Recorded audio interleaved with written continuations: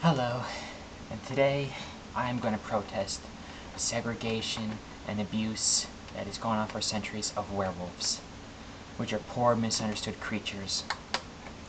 And I want to start off by talking about vampirism.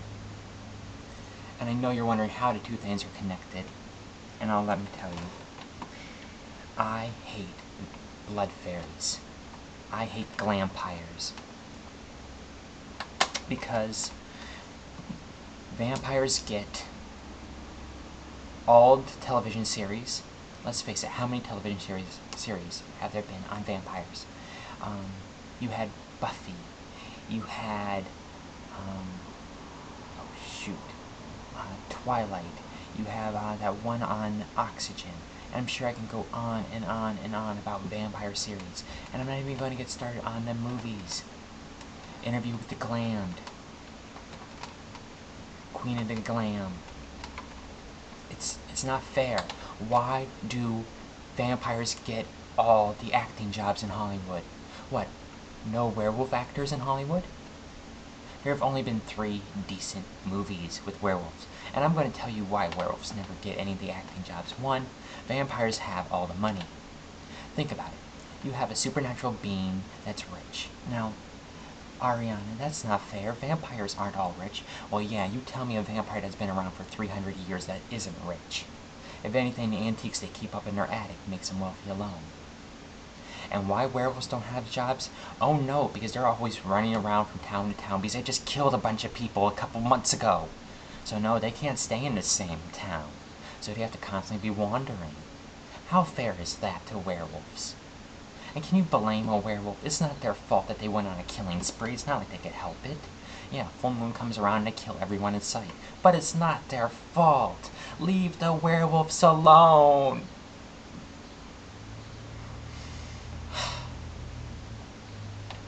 So, yeah. So why do I hate glampires? Well, let me tell you. Vampires have all these great supernatural abilities. And they have the power to contradict all these great supernatural abilities and flaws. Oh, there's running water. Well, you can't cross it. Oh, it's raining. You can't go in it. Except for when you can cross running water and you can go in the rain.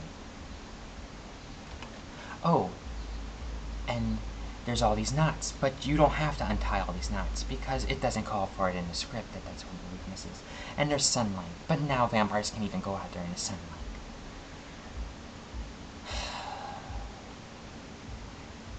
And vampires don't even have to hunt down their food. Vampires can just... Okay, so here's another one about vampires. Well, hypothetically, I should be safe. Vampires can't enter my home without my permission. Oh, but wait, that's right, vampires have the ability to mesmerize people. You will let me into your home. Okay, so now a vampire gets into your home, but you're still safe. You're wearing a cross. You're protected. But you want to take off that cross.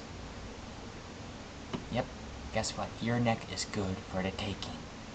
And you deserve it, because vampires don't follow the rules.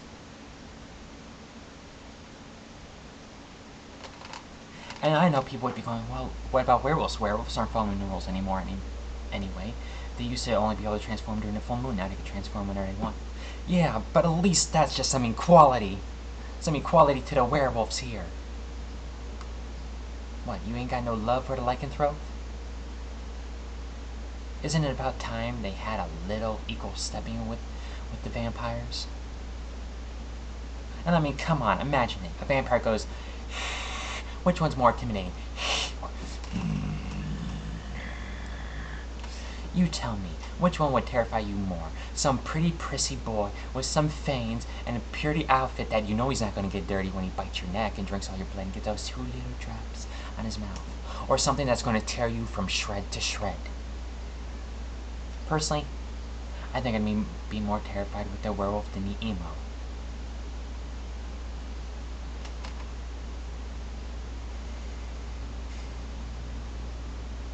There's only been 3 movies that have ever decently covered werewolf society. And the first one, I'd have to say, is American Werewolf in Paris. That wasn't too bad. Except for the whole seeing dead people. That would probably make me kill myself. I don't think I could take it. Second movie, let's see, was Underworld. Not the second one, the first one. Because finally, there was a bit of the werewolf revolution. And then somehow it just kind of faded off in the second movie. Hated it. Third movie, this is one very close to my heart, if I still had it. But unfortunately, it's been sold because I'm now a cursed, demonic creature, forced to live a half-life, seeing tortured souls of the people I've killed. They're trying to get me to kill myself. It wasn't my fault I killed them. I couldn't help it. Not like I wanted to kill my best friends off. There was just a slumber party, there was a full moon, and I ate them. I felt very stuffed the next day.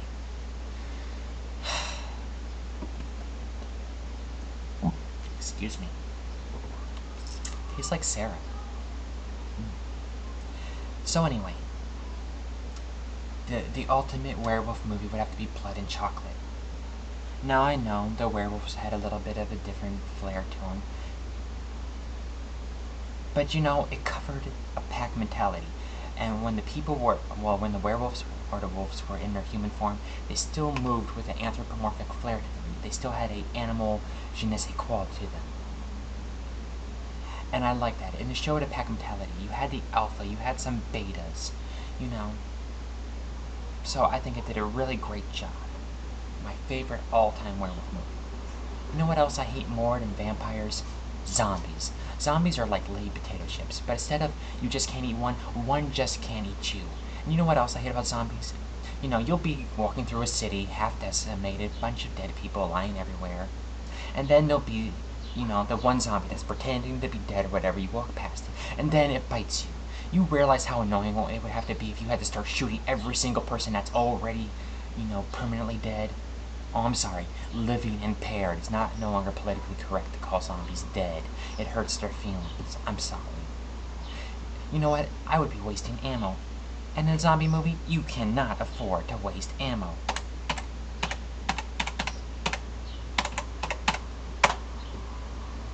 And you know what else I hate?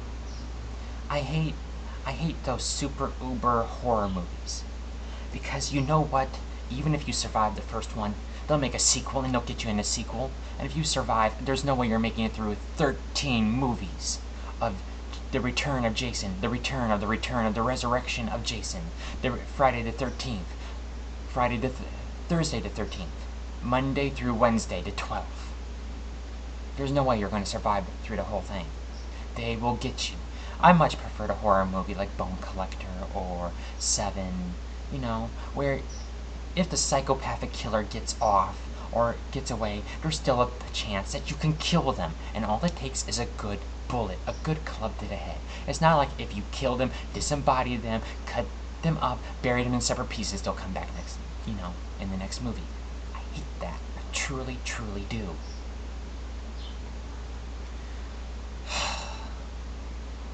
So yeah.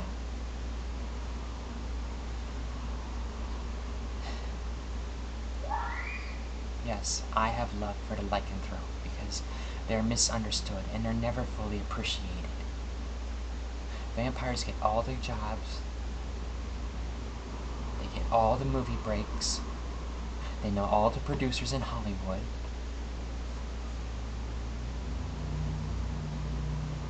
Just once, I would like a series that decently represented werewolves. You know what else ticks me off? When they make a werewolf and they make it look like the werewolves in Buffy, which looked more like were-gorillas, or the werewolves in Ginger Snaps, which looked more like were-rats. That was a disgrace to werewolfdom.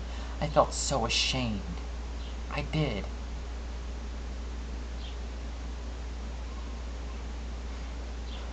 I went over my time limit.